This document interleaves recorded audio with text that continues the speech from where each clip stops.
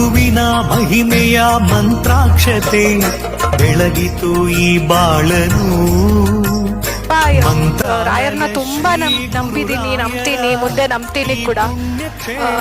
So ರಾಯರ್ ಇಲ್ಲದೆ ನಮ್ಮ ಜೀವನ ಏನಿದೆ ಅಂತ ನಮಗೆ ನಿಜ ಊಹಿಸ್ಕೊಳ್ಳೋಕ್ಕೂ ಆಗಲ್ಲ, ಅವ್ರಿಲ್ಲದೆ ಜೀವನ. ಸೊ ನೀವು ಬನ್ನಿ, ಕಾಯಿ ಕಟ್ಟಿ ಪೂಜೆ ಮಾಡಿ, ಅಂದ್ಕೊಂಡಿರೋದೆಲ್ಲ ನೆರವೇರುತ್ತೆ.